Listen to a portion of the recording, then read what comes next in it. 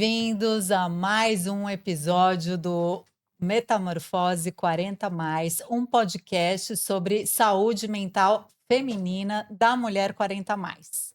Hoje nós vamos ter uma conversa super interessante sobre algo que milhares de mulheres sofrem, que é a dor crônica. E para essa conversa, eu chamei um convidado muito especial, o Helder Borges, que é osteopata e personal trainer e, inclusive, até me atendeu já, né? Então, eu quero que vocês hoje aproveitem muito esse episódio, porque tá muito incrível e ele vai contar pra gente muitas coisas interessantes. Bem-vindo, Helder. Como é que você tá? Fala um pouquinho de você para nós. Conta um pouquinho quem é esse profissional. Olá, Carol. Antes de mais, muito obrigado pelo convite. É sempre uma honra estar aqui a poder falar sobre algo que eu estudo há 20 anos, que é sobre a dor. Sim. A minha formação, eu sou licenciado na área do exercício e saúde pela Faculdade da Universidade de Mana, tirei osteopatia, tenho várias especializações relacionadas com a saúde, nomeadamente na nutrição funcional. Fiz 2 formações em dissecação cadavérica também para perceber um bocadinho o corpo por dentro, que nem sempre ver as 2 dimensões nos livros, um profissional consegue ter interpretação do que pode estar a acontecer quando a pessoa se queixa. Tenho formações na área da osteopatia visceral, que são as que fazem se calhar a diferença hoje em dia na minha consulta clínica. Em termos de dor, nós podemos analisar as estatísticas, 1 em cada 3 pessoas no mundo sofre de dor crónica. Isto está a pensar. Uau! E as mulheres têm uma prevalência 4 vezes superior em relação aos homens. E o que me tem aparecido na consulta, em termos de mulheres, há aqui uma combinação de fatores. Desde uma mulher super preocupada com a casa, filhos, trabalho, e acredito que em Portugal, pelo menos, ainda existe muito machismo em relação à distinção entre o profissional homem e o profissional mulher. As mulheres às vezes têm que fazer o dobro ou o triplo para provar que o seu ordenado possa se equiparar ao do homem. Sim. Muitas já têm os familiares, tios, pais, com uma idade mais avançada, também é uma sobrecarga. E depois estão as preocupações do dia a dia, que a mulher tem mais botões on do que off em relação ao homem. Sim, e eu queria até aproveitar que a gente está aqui e compartilhar com quem está nos assistindo que eu passei por uma experiência com o Helder. Eu, particularmente, estava com uma dor desde o ano passado, no ombro, e procurei o Helder para me ajudar, porque eu realmente não estava tendo êxito com medicações, já tinha feito uma consulta no ortopedista, e a partir do momento que eu fiz a minha primeira sessão com ele, eu não tinha mais dor e também não precisava mais tomar medicação. Então, esse também foi o motivo pelo qual eu te convidei, porque eu acredito muito no seu trabalho e porque eu experienciei as suas consultas, né, até hoje, continuo sendo sua paciente. Então, no meu caso, vamos pegar o meu caso, por exemplo. Eu fui, te procurar com essa dor no ombro, relatando aí algumas situações de sobrecarga, segundo o médico, tradicional, e aí você fez todo um protocolo, um tratamento comigo para diminuir essa dor. Você quer falar um Sim. pouquinho sobre isso? Antes de mais, temos de dizer que o local da dor raramente é o local do problema. Eu costumo dizer na brincadeira que as vítimas gritam e o assassino anda à solta. Ó, Para interpretarmos dor e nocicepção, que há uma grande diferença, eu gostaria de esclarecer aqui um bocadinho do que se estuda sobre a dor e perceber que a sim. humanidade, desde o início da espécie, sempre fez a mesma pergunta: o que é dor, porque é que ela existe e como é que a devemos tratar? Uhum. E se nós analisarmos isto desde a pré-história, há relatos de descobertas de crânios perfurados desde o Neolítico que mostrava aqui uma relação entre causa e efeito. A crença que havia na altura possivelmente era que a dor era uma causa de um espírito maligno que se entrava no corpo. Nossa! E o Sério. facto de se ver crânios perfurados, as crenças que havia na altura era se libertar o espírito do corpo, que a dor e a patologia poderia desaparecer. Anos mais tarde, se entrarmos aqui 3500 anos antes de Cristo, até 500 anos antes de Cristo, entrou o Egito, que apesar de terem já uma medicina relativamente um bocadinho mais avançada, vêem-se relatos que mantinha-se o culto espiritual como uma patologia, poderia ser um espírito, como poderia ser um castigo divino. Analisarmos a Mesopotâmia, Iraque Também. e Síria, a mesma coisa. Havia sempre uma relação como quem está doente é um castigo divino, é uma punição, a pessoa vai ter que. Peço desculpa, é a Síria a falar. É aí Então, a Siri a Síria falando. falando. Pronto, então há sempre aqui esta relação que entrarmos aqui num modelo mais recente, mas ainda antigo, a China, 2600, 2500 anos antes de Cristo, entra aqui com um equilíbrio entre yin e yang, o preto e o branco, a mulher Sério. e o homem, o branco e o preto, o frio e o quente, o calor e o úmido. Há sempre esta relação, até entrarmos aqui no considerado o pai da medicina, que é Hipócrates, cerca de Magnífico. 460 anos antes de Cristo, que tenta-se desvincular destas crenças mitológicas e espirituais e começa a relacionar mais com o corpo e a mente. Ou seja, é dos primeiros a relacionar aqui a mente como alguém que pode influenciar a dor. Então, segundo Hipócrates, nós tínhamos o mundo que nos rodeava, mas Ah, que pode influenciar positivo e negativamente o mundo que temos cá dentro. Então ele falava nos humores. 4 humores que eram líquidos no corpo. Ele referia-se ao sangue, à fleuma, à bile amarela e à bile negra. Basicamente não se falava em linfa. Então os conhecimentos que havia na altura, o desequilíbrio destes humores e destes líquidos que hoje em dia se relacionam com os temperamentos do ser humano, pessoas mais reativas, pessoas mais calmas. Então o que é que ele referia? Um excesso de sangue podia levar a febre. O sangue referia-se ao temperamento, ao ar, ao elemento ar. A fleuma, líquidos internos que poderiam influenciar o sistema digestivo, o sistema respiratório e podiam nos levar a patologia. Aqui ele referia-se muitas vezes à água e à temperança. Depois tinha a bile amarela. Hoje em dia nós falamos a bilis. A bilis é produzida pelo fígado armazenada na vesícula. A bilis está associada à cólera, à raiva. Por isso é que hoje em dia ainda falamos aquela expressão de ter maus fígados. E era olha associada ao só. elemento fogo. E depois tínhamos a bile negra. Estava associada à melancolia, ao elemento terra, à depressão.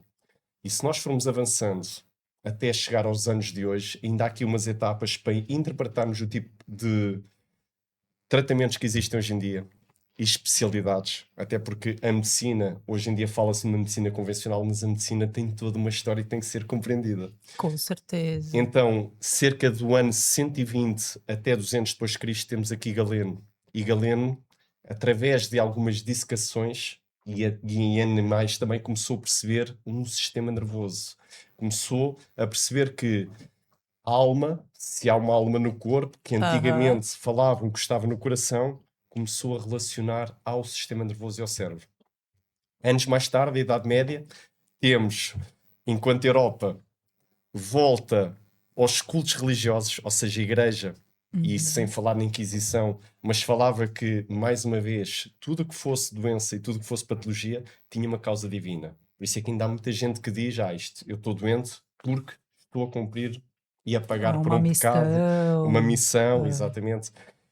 Enquanto na Europa, na Idade Média, tínhamos então essas crenças mais religiosas, os árabes, os muçulmanos, os islâmicos, apoiados depois por uma mente mais aberta que foi a Vicena, começou a relacionar, e há um livro que se chama O Canon da Medicina, do ano 1020 depois de Cristo, Nossa, que muita já coisa. falava que o poder dos pensamentos pode influenciar tanto a patologia como inibir a patologia.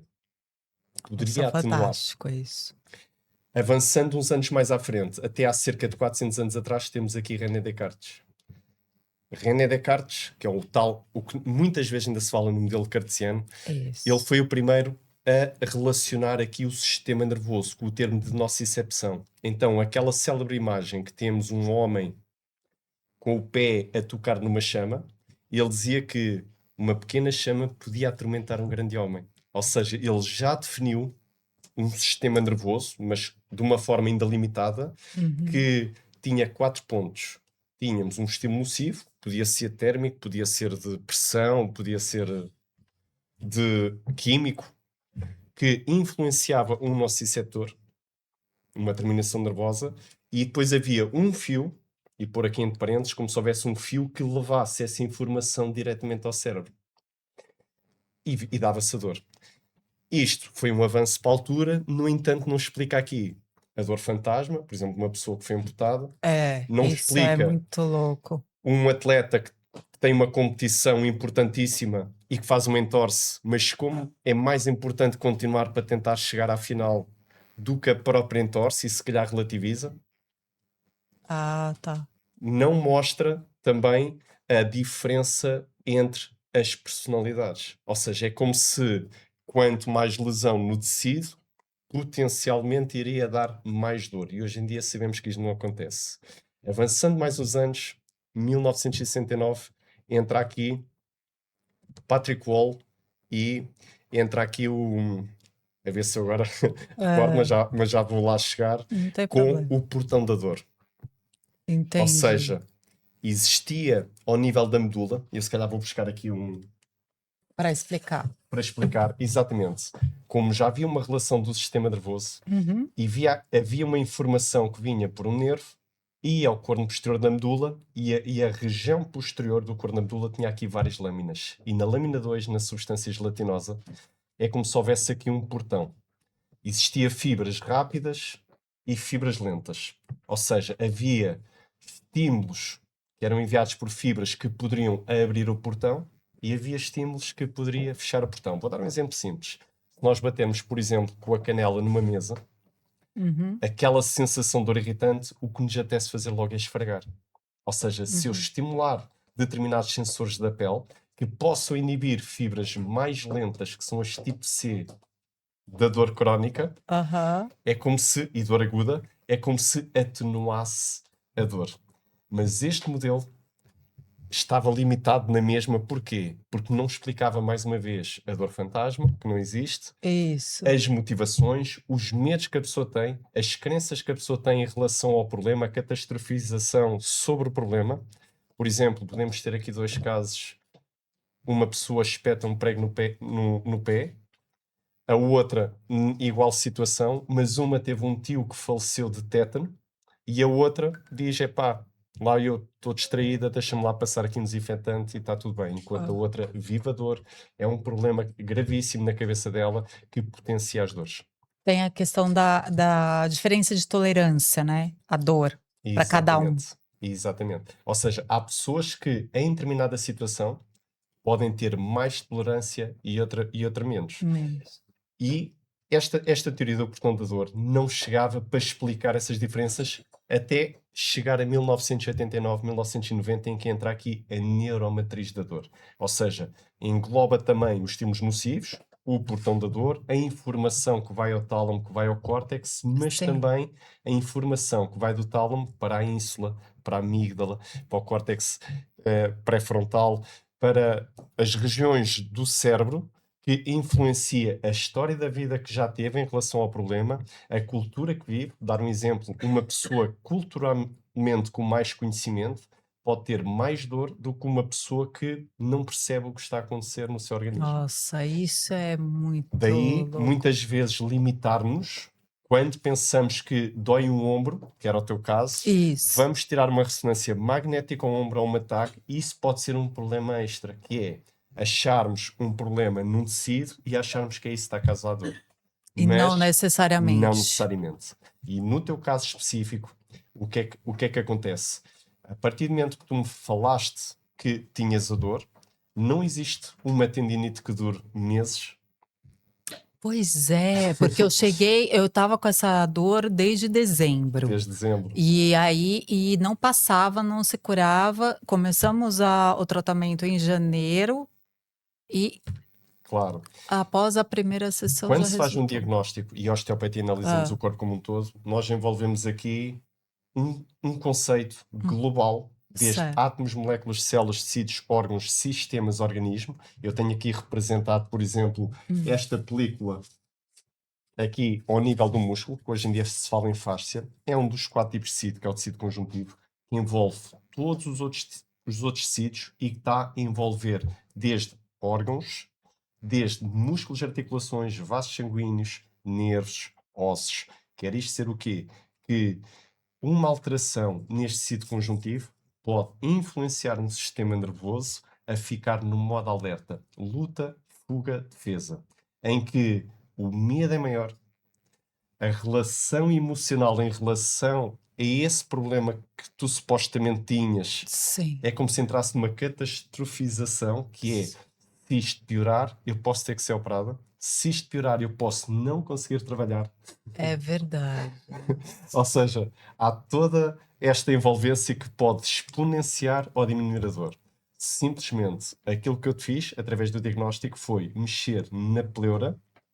A Tá. pleura é a membrana que envolve o tórax. Mexer nos músculos escalentos, na primeira costela, C7 e D1, porque tem relações neurofisiológicas com o sistema nervoso, com a circulação.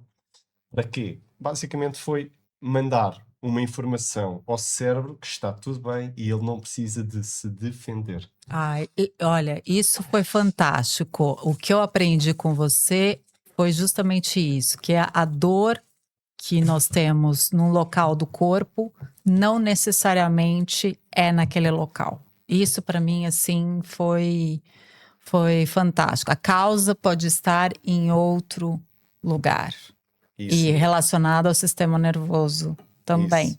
Explica pra gente aquela teoria polivagal do Stephen Stephen Porsche. Borges. Muito bem. Borges. Em 1994, Stephen Porsche, ligado à psicologia e à ciência, ele veio mostrar para o mundo que se não pensarmos apenas num sistema nervoso que ora está simpático, ora está parasimpático. Ele mostrou aqui algo mais.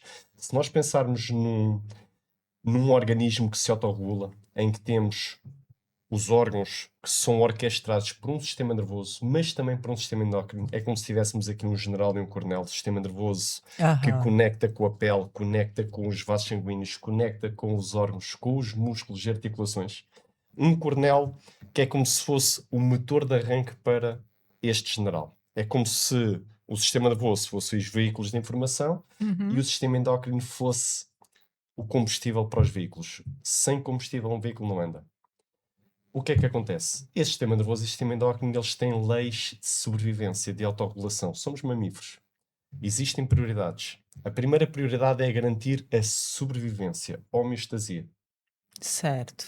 Se algum órgão ou glândula não tiver a fazer a sua função, o sistema nervoso pode orquestrar uma segunda lei, que é uma alteração muscular favorável para que garanta a sobrevivência, e a terceira lei através da economia. É aqui que o corpo se posiciona tridimensionalmente através de um sistema de biotensorialidade, que é o tecido conjuntivo que envolve e conecta isto tudo, que faz com que a pessoa, numa situação de stress, que elas muitas vezes não está consciente do Uhum. stress, ela altera a postura. E é o vizinho que lhe diz: epá, mas tu estás todo torto porquê? Não, mas eu não estou torto. Não estás, olha-te ao espelho. A pessoa, pá, de Uhum. facto é um bocadinho torto, mas não tem Sim. dor.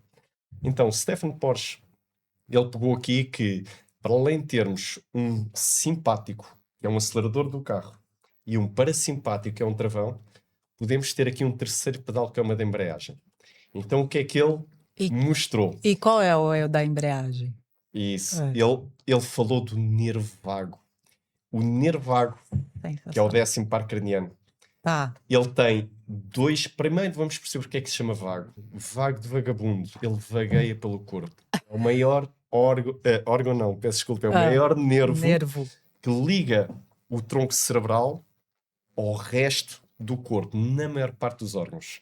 E este nervo, que é o 10º par craniano, ele tem dois ramos. Tem um ramo ventral da parte de frente do corpo e um Tá. ramo dorsal. Então, Stephen Porsche definiu, com esta teoria polivagal, que temos três estados que se interligam e fazem combinações do sistema nervoso autónomo. Temos um parasimpático ventral, que é o da interação social.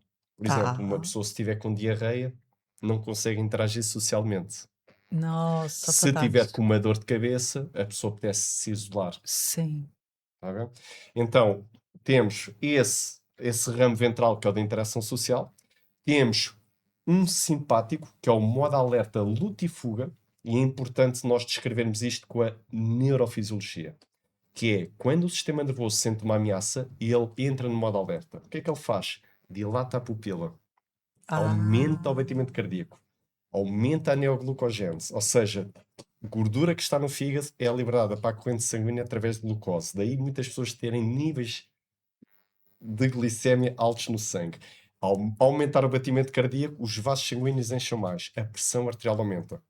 A tendência é fazer uma constrição dos vasos sanguíneos e coagulação. Pensa isto na altura dos gladiadores. Se um gladiador se sentisse nossa. ameaçado ou levasse um golpe na pele, não se podia ver em sangue. Então o sistema nervoso simpático tenta coagular mais.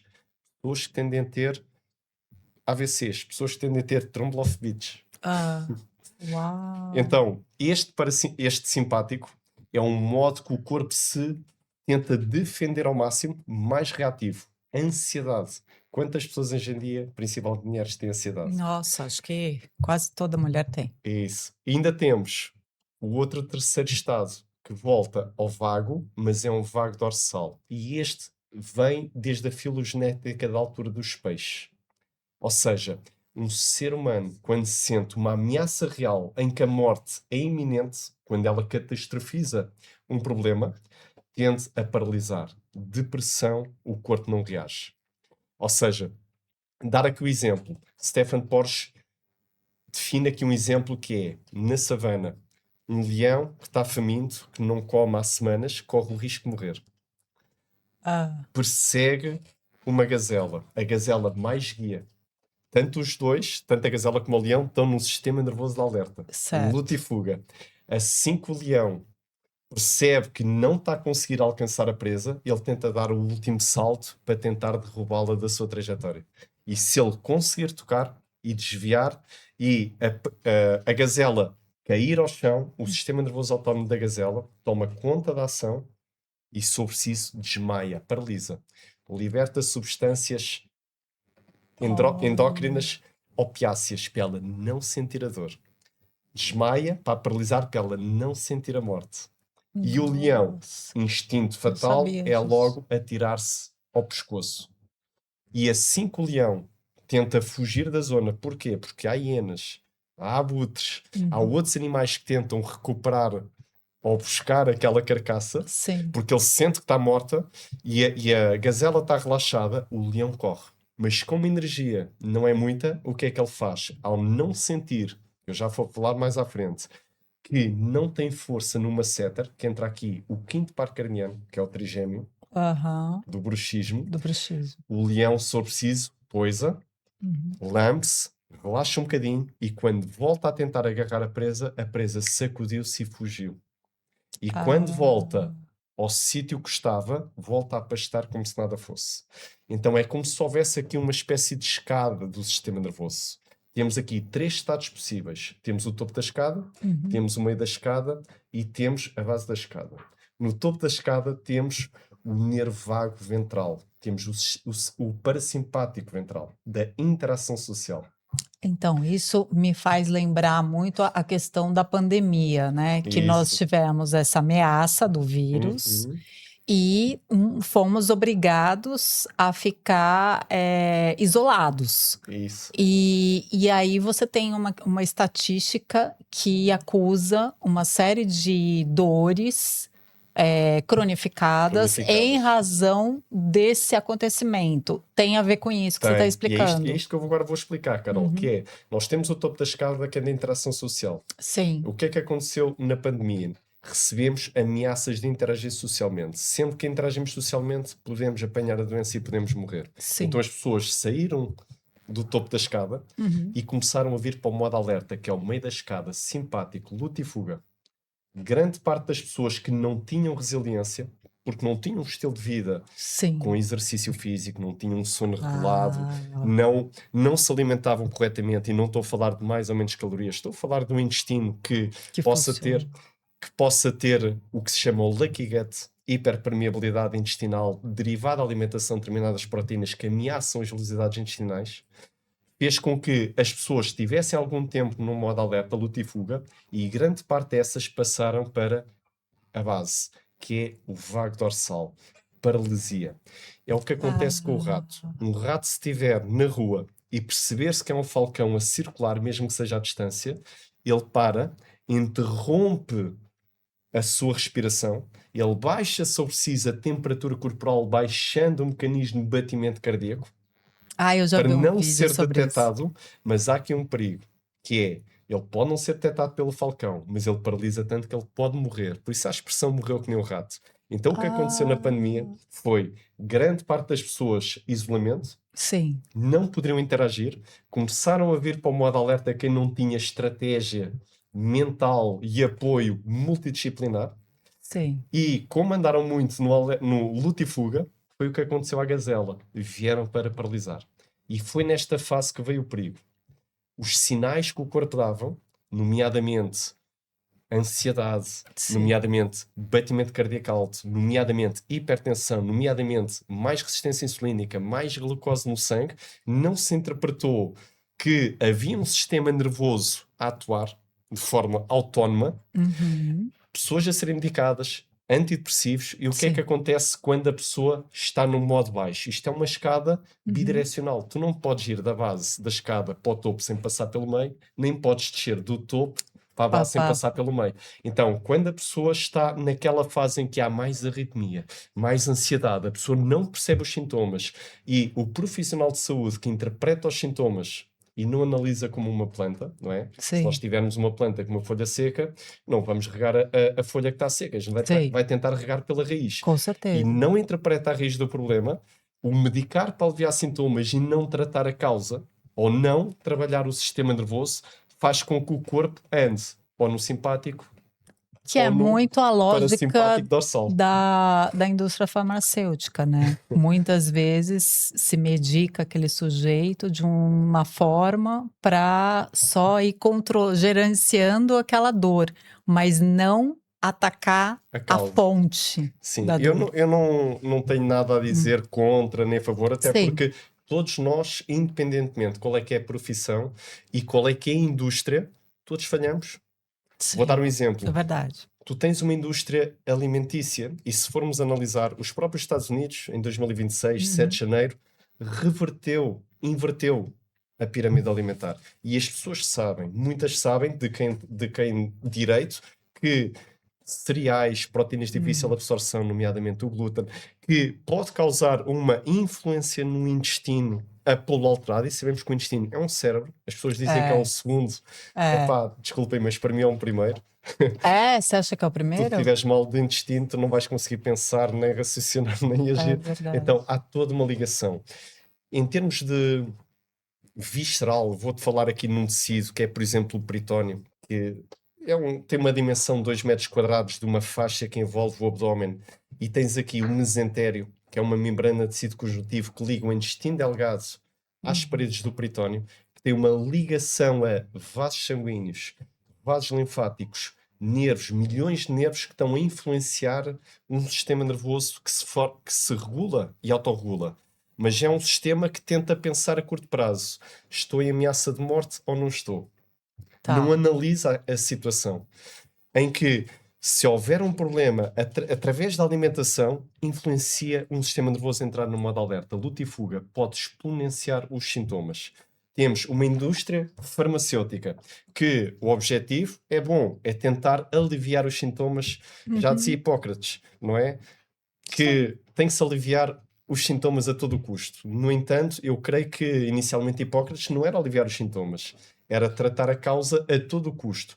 O problema é que é difícil hoje em dia tu olhares para o que levou a surgir o gatilho para desencadear isto, porque isto é tudo multicomplexo. Muito Não conectado. é só a pele que influencia que tem os nossos receptores, não é só os vasos sanguíneos, não é só os nervos, não é só os músculos. Vou dar um exemplo. Em termos de nocicepção, quando há um estímulo nociceptivo, imagina uma agulha que espeta na pele. Por exemplo, a dor não é sentida aqui na pele. Há um circuito neural. Eu Sei. espeto aqui uma agulha. Se houver um limiar de excitação deste sensor nociceptor, que há um potencial de ação suficiente, porque se eu esfregar, isto não vai dar dor, isto vai estimular outros Com sensores. certeza. Aham. Então, se houver aqui um ponto que me estimule eletricamente para um potencial de ação que seja uma ameaça, ou uma potencial ameaça, que a gente já vai falar sobre o que é a dor, Uhum. há um circuito neural que esta informação tem que viajar até o corpo posterior da medula, vai cruzar para o lado oposto, vai subir por uma via que se chama espinotalâmica em relação ao tálamo. O tálamo vai ser apenas uma recepção. Há ou não há dor? Não diz o quê, de onde, o porquê e como. E esta informação vai passar para o outro motoneurónio que vai ligar ao córtex somatosensorial. Mas, como eu disse há pouco, não vai só para o córtex somatosensorial. O córtex somatosensorial vai discriminar a dor. O quê, aonde, quanto, se é muito, se é pouco. Ele vai ligar a outras áreas que têm a ver com a experiência de vida cultural e emocional também da pessoa. Agora, aqui um problema. É que a informação sensitiva é tipo um funil invertido. Ela vem de um primeiro motoneurónio que vem da pele, um sensor, vem dos músculos, que é mais profundo, e das articulações, vem dos vasos sanguíneos, vem dos órgãos e vai tudo viajar para o córtex. Quando, e voltamos aqui ao teu exemplo, quando a informação chega ao teu córtex, é que há uma dor nesta área.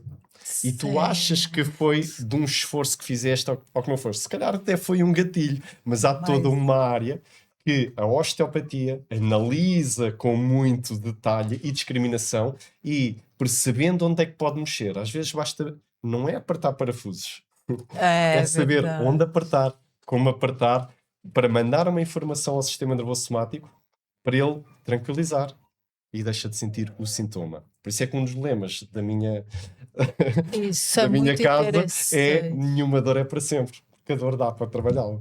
Agora, sabe o que você estava falando da agulha, e sabe que me veio? Aquelas pessoas que têm medo de fazer acupuntura, porque a agulha é tão pequenininha, tão e o trabalho é tão fantástico, mas não está associado normalmente ao local em si, mas é uma dor de outra ordem. É bem isso que você estava Exatamente. explicando. Olha, vou dar um exemplo. E já me aconteceu em sessão, pessoa que tem medo de uma manipulação, Sim, e nós sabemos que na osteopatia nós temos centenas de técnicas. sim, O objetivo da osteopatia não é curar nada. Quem faz a cura é o organismo. Ele autorregula-se. Nós apenas somos catalisadores de perceber o que é que estruturalmente ou funcionalmente não está em harmonia, tentamos ajustar com menos invasão possível, certo. mostrando ao sistema nervoso que não somos a ameaça Uhum, e um catalisador de ajuda e o sistema autorregula-se. Então, esse exemplo da agulha é a mesma coisa.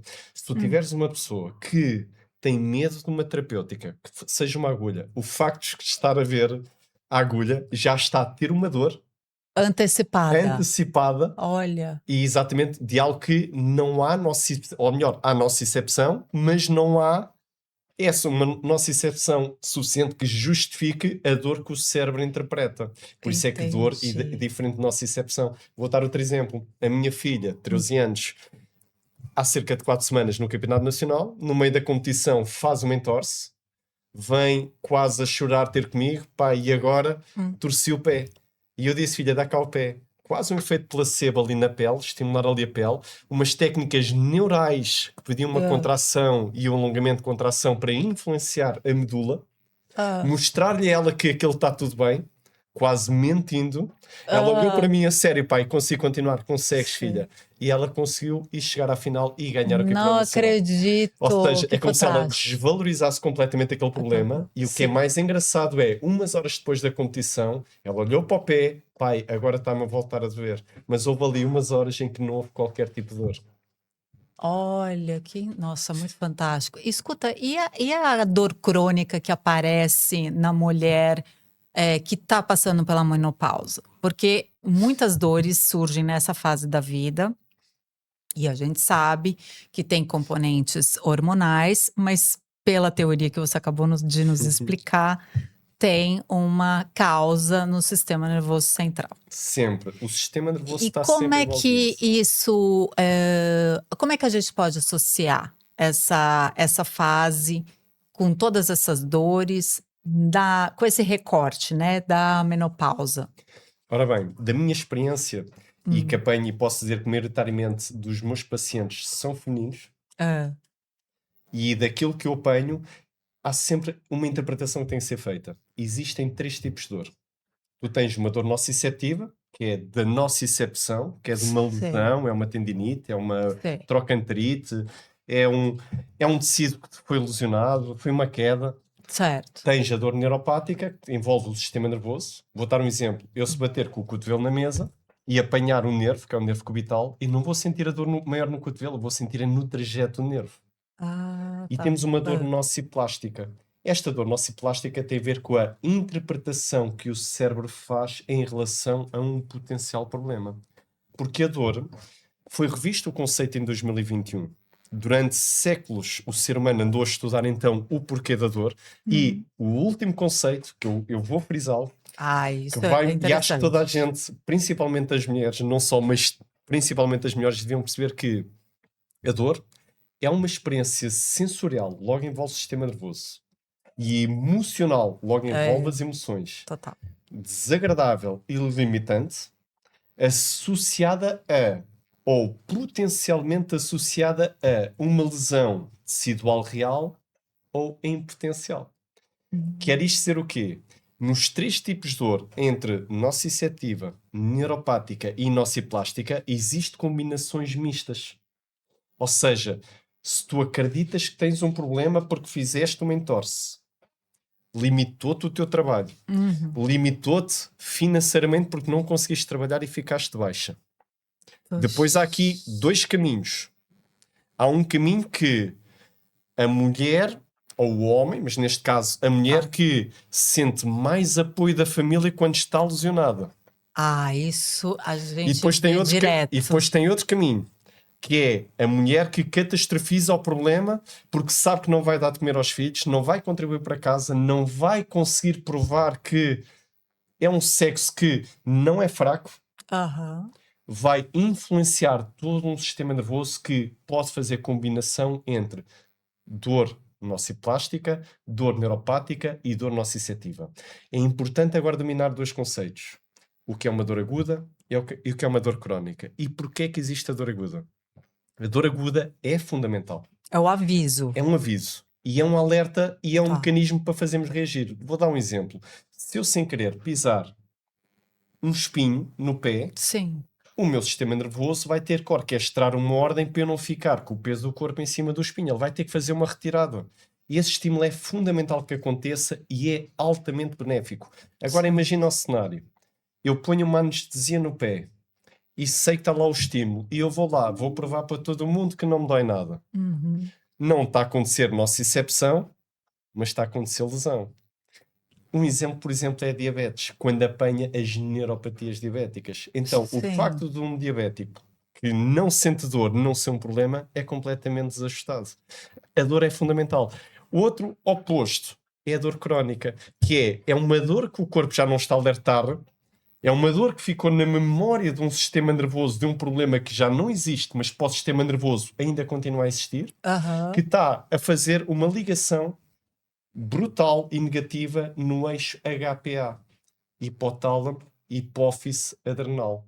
Mete este sistema HPA, este eixo, por isso é que isto funciona tudo em cascata, a pôr as glândulas suprarrenais a aumentar o cortisol, a Total. hormona do stress. É um desequilíbrio desajustado porque há determinadas horas do dia que o cortisol tem que baixar para conseguir fazer o reparo, Sim. autorregulação. E isto faz com que, endocrinamente, fisiologicamente, metabolicamente, sistema nervoso, em todos os sistemas interagem. Então, quando a mulher entra na menopausa, por exemplo, e está tudo desajustado. E quem é que está a reagir constantemente a analisar se existe ameaça? É um sistema nervoso. Que ou está simpático, ou está parasimpático ventral, ou está parasimpático dorsal. E o terapeuta que conseguir interpretar melhor estas reações do sistema nervoso é aquele que vai ter ferramentas rápidas e com menos efeitos colaterais para o organismo. Porque quando nós tomamos um medicamento para aliviar um sintoma, esse medicamento vai surtir um efeito no organismo, que mais tarde vamos ter que tomar outro medicamento para outro sintoma, que não tinha a ver com o original, Ou e seja, mais você para só a vai frente... se medicando, né? Exatamente. E hoje em dia sabemos, Uhum. com a roda dos alimentos que nós seguimos hoje em dia, que as coisas ainda não estão ajustadas com o que é que o corpo deve comer. E mais, isto não se trata só de alimentação. Tu podes ter a mesma mulher, um dia vai a um restaurante, pede um prato, e no outro dia vai ao restaurante e pede o mesmo prato, mas em contexto diferente. Um dia ela estava estressada, reagiu mal, o outro dia, com a mesma comida, reagiu super bem. Por isso que é fundamental a saúde emocional ser considerada sempre. Sempre. E outra coisa que eu devia ressaltar: a dor não é um problema da cabeça de ninguém. A dor Hum. existe. Aham. A causa é que tem que ser Ser melhor interpretada investigada também, e respeitada. interpretada. E o que você recebe, assim, mais de queixa no seu consultório dessa mulher 40 a mais? Quais são as dores que mais aparecem? Ora bem, existe aqui um conceito na neurofisiologia da dor Hum. que é neurossignatura. Neurossignatura. Ó, O que é chique. isto? Hã. Cada organismo, derivado à sua genética, à sua vivência, desde criança, desde o seu contexto todo Hum. envolvente, é como se houvesse um padrão específico de cada ser humano. Eu posso Tá, dizer que há mulheres que vêm, às vezes vêm uma vez por mês, a maior parte dos meus clientes vêm uma vez por mês, já na tá. prevenção. E há uns padrões. É como se houvesse um padrão específico neural para cada pessoa. Hã, Específico. Falamos hoje em dia da microbiota. Cada sei, pessoa tem a sua microbiota, que é um intestino que influencia um sistema nervoso. total. Não só, podemos pensar que o sistema nervoso ou o nosso intestino não é apenas o intestino, começa na boca e acaba no ânus. É importante perceber, por exemplo, quando a pessoa tem dor, há uma das perguntas que eu faço sempre é se tem algum chumbo nos dentes ou se tem hemorroidas. Basicamente, o que é que eu estou a analisar? A Hã. ponta de entrada e a ponta de saída. São cerca de 10 metros. Ah, Existem olha. esfínteres gastrointestinais, nomeadamente a cárdiaca, a entrada do esófago no estômago, o pylori, que é a saída, a válvula do odenojognal, a válvula ODI, onde entra a bilis da vesícula biliar, o suco pancreático do pâncreas e a válvula ileocecal, que são altamente neuroreflexogénicos, que influenciam um sistema nervoso a reagir. Sim. E esta neuroassinatura mostra que existem padrões para as mesmas pessoas. Eu posso ser como uma pessoa que vai Hã, lá num período de 6 meses, uma vez por mês, hã, quando ela está em crise, afeta, por exemplo, um ombro. Há outra entendi. mulher que afeta uma cervical. Há outra que afeta a lombar. A A lombar, outra que é um joelho, que não tem história mecânica de esforço porque não faz exercício físico. Então, há toda esta envolvência de padrão específico de cada pessoa, que depois tu vais conhecendo a pessoa, em que o gatilho está sempre em mecanismos de stress. de estresse. Mas eu acho interessante o que você está falando, porque eu vejo cruzar muito com a minha área da psicanálise, né. O quanto que é importante, você escutar o paciente na sua singularidade, no seu sofrimento específico, e não achar já que você pode tratar quase que como um protocolo Isso. homogêneo toda e qualquer pessoa, sei lá, com características parecidas ou com a mesma faixa etária. Você precisa entender aquele sujeito na sua complexidade, né, desse jeito muito individual. Uhum. Carol, Hum. eu não gosto de falar da palavra protocolo. Protocolo já diz um caminho. Sim. E vou dizer uma coisa, a minha experiência enquanto osteopata é relativamente pequena. Eu faço osteopatia desde 2014 até agora, são cerca de 12 anos, mas posso dizer que já me passaram mais de 10.000 casos nas mãos. Já dá para ter Nossa. aqui uma noção o que é que eu posso fazer, que muitas vezes não tem uma ciência a justificar, até Sei. porque é difícil nós explicarmos cientificamente a dor nesta É. visão biopsicossocial Social. e Isso. espiritual. Estes tipos de dores, até porque já houve vários modelos desde o início da espécie até agora, e acredito que se calhar daqui a 10 anos irá existir um novo modelo, mas posso dizer que não pode haver protocolo. Há coisas que nós aprendemos em formação, há formações específicas, há formações mais convencionais, outras menos convencionais. Os últimos 4 anos eu tenho investido muito e muito tempo em estudo visceral, ou seja, e há um diagnóstico que é, e desculpem se isto parece aqui de uma forma mágica, não é magia, isto não, há ciência, há uma ciência Sim, toda estudada que é mais importante às vezes do que a pessoa fala sobre a dor, até porque há pessoas que não têm um bom discurso para interpretar o seu problema. é Um verdade. animal, por exemplo um cão, não fala, mas ele expressa dor pelo corpo. Eu não posso esquecer de há cerca de 3 anos no Brasil, que assisti um bezerro que estava quase a morrer, e os outros bezerros e vacas que estavam à volta dele, alguns choravam. Estavam ali e expressavam a dor. E Não. não falavam. Então, a Oh, dor, mais importante do que a pessoa fala do que sente e que não sente, porque isso é a nossa anamnese, que é muito lógica, é muito protocolada, que é isto é uma dor neuropática, é nós fazemos um diagnóstico e quem trabalha com osteopatia visceral sente isso. Onde é que o corpo pede tratamento? é a leitura do corpo. Faz toda a diferença. E eu Ah, tive de ter olha, que coragem legal. para aprender, desaprender o que já tinha aprendido e reaprender de forma diferente. E quase provei, tive de testar, que é, se eu aprendi isto, agora vou tentar testar com os próximos pacientes para ver se resulta. E tem feito a diferença toda, que é perceber onde é que o corpo é tratamento. E isso é preciso perceber desde a componente tátil, proprioceptividade, sentir onde é que há aderência, onde é que o corpo puxa para o tratamento, A mais do que a observação também. observação e sentir. E quem tiver a capacidade proprioceptiva de estudo, de prática e chegar lá, consegue olhar para o corpo humano de uma perspectiva diferente. Não existe uma polos opostos entre saúde e doença. Não significa que a pessoa, por não ter sintomas, que não possa estar doente. É, Há isso é milhares de pessoas fantástico. animadas quando saem os resultados de análises sanguíneas, tudo É, espetacular e protocolarmente bem, o é colesterol verdade. impecável, os valores da glicemia impecável, mas que apresentam dor, inflamação, stress, ansiedade. E há outras Que é o contrário. que vêm assustadas com o que vem nas análises, mas que, se tu perguntas, mas como é que tem sentido? Não, tem sentido impecável, durmo bem, percebe? E há toda uma envolvência que tem que ser analisada no contexto. Nossa, muito, muito interessante tudo isso. É, e deixa eu ver o que eu queria te perguntar. Eu ia perguntar da inflamação, essa relação da inflamação com o sofrimento emocional, Ok. né? De É assim, como elas se interagem. nós formos olhar de uma maneira mais convencional e uma menos convencional, vou falar das duas. A mais convencional lá é a pessoa senta doente, vai ao médico, faz-se umas análises. Há 4 indicadores inflamatórios básicos. Tens se existe uma ligeira anemia, os glóbulos brancos estão um bocadinho alterados, Isso. elevados. Temos a proteína C reativa e a velocidade de cimentação. Relacionando indicadores inflamatórios com sintomatologia, é fácil fazer um diagnóstico que é a causa é isto. Ah, Mas no sangue existem centenas de indicadores que se intercomunicam. Vou dar o sei. exemplo. Eu tenho uma pessoa que me apareceu no outro dia em consulta que dizia que desde sempre teve anemia e que tem carência de ferro. Hum. E eu perguntei-lhe: tem umas análises ao sangue para dar uma vista de olhos? Deixe-me dar uma vista de olhos nisso. E o que é Hum. que nós sabemos cientificamente? Que quando existe déficit de ferro, o volume globular médio, que é o tamanho dos glóbulos vermelhos, tende a ficar pequenino. Certo. Neste caso, o volume globular médio estava quase o dobro do Ué, que é recomendado. ah, E isso mostra uma coisa, que poderia ser déficit de ácido fólico ou vitamina B12. E nós sabemos que a vitamina B12, por exemplo, é absorvida no estômago.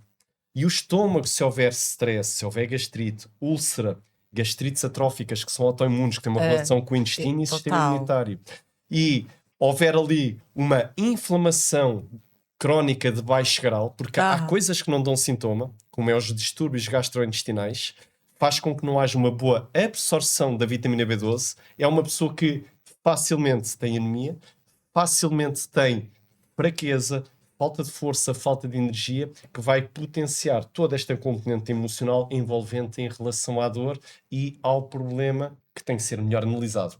Em termos de Inflamação de baixo grau. Hum, Temos, se calhar, mais de metade de Portugal a viver com uma inflamação crónica de baixo grau sem dar sintomas, que se calhar daqui a 10 anos começam a surgir patologias, que é Eita. resistência insulínica, síndrome metabólico, perceber que o É. sistema nervoso está sempre envolvido. Se eu tenho um modo alerta, o meu fígado está sempre a estimular a neoglucogênese para aumentar os níveis de glucose no sangue, para alimentar os músculos para a situação real de luta. Muito legal. Eu tenho mais 2 perguntas, assim, que eu queria fazer para você. Uma é sobre a questão da imigração, né, quando muda o contexto socioeconômico, social de uma mulher, e ela se vê nesse novo cenário, podem surgir algumas dores. E por que que isso acontece? Olha, eu tenho um exemplo em casa. A minha esposa é imigrante, Ah, é? é brasileira também, Hã.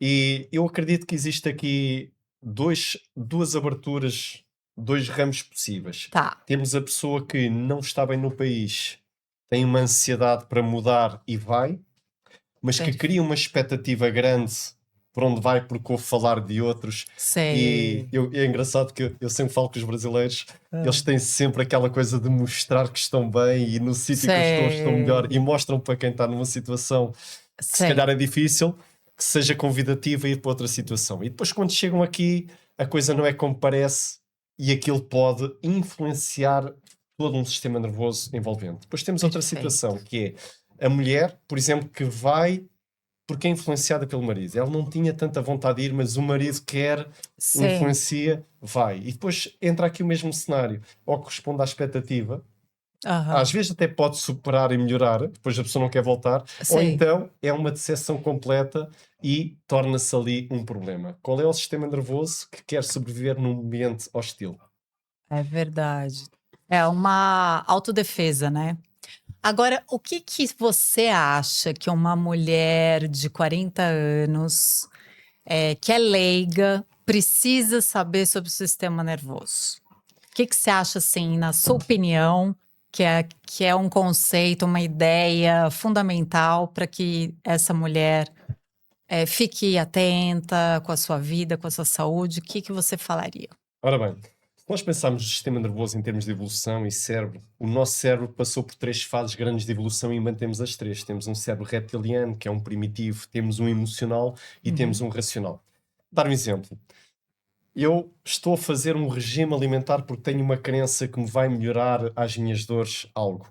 Tá. Eu vou a um supermercado, eu estou com fome, fiz ali o meu jejum e de repente, naquele momento, vem-me o cheiro da padaria, pão quente e de repente está ali uma promoção de 50% se comprar e comer agora aqui na hora. E a mulher, zás, o que é que ela vai fazer? Cai na tentação. A seguir, quem é que reagiu a isto? Quem é que deu a ordem? Foi o reptiliano. A seguir entra aqui, pô, pá, eu não devia ter feito isto. E Certo. pá, eu já estraguei tudo. Ou seja, entra o racional e entra o É, emocional. emocional. É. Então, a mulher tem que descansar em relação ao sistema nervoso. O sistema nervoso está cá para nos ajudar. A Tá. mente mente-nos. Ah, Acredito que adoro.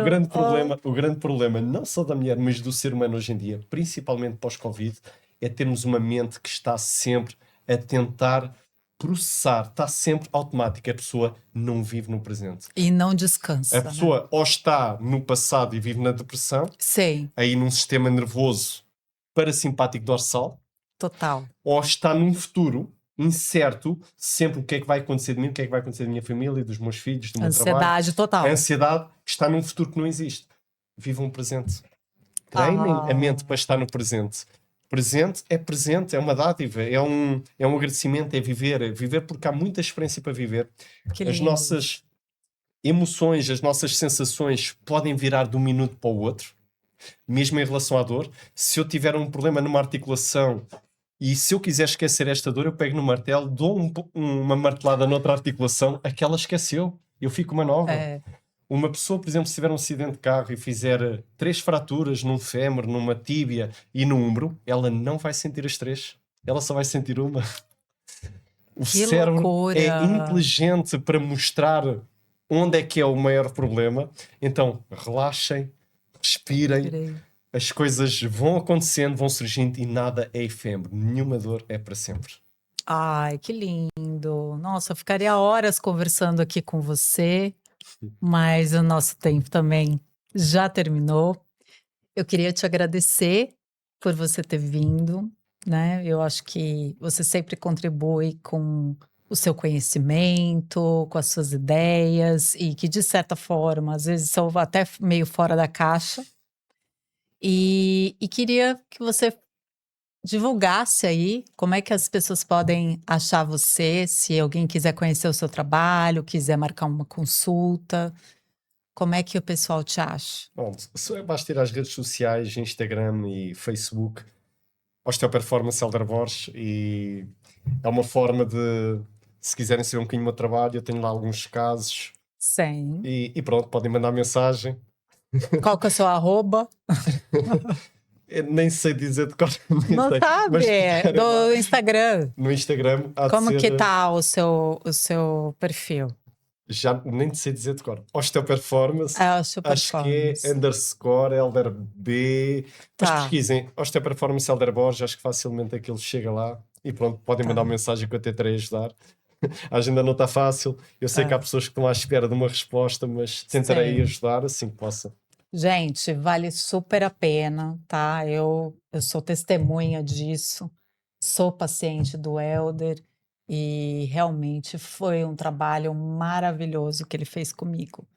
Obrigada por você ter vindo, obrigada por você ter aceito mais uma vez, tá? E espero que você possa inspirar mais pessoas com o seu trabalho, com esse conhecimento do corpo humano, sobre a dor, né? Como você mesmo disse, nenhuma dor é para sempre.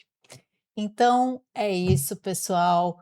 Muito obrigada para quem ficou até aqui nesse episódio. Se fizer sentido, compartilhe com mais pessoas que estão passando por alguma dor, uma dor crônica, que queiram entender melhor quais são os mecanismos da dor, por que que isso está acontecendo, tá bom? E até o próximo episódio.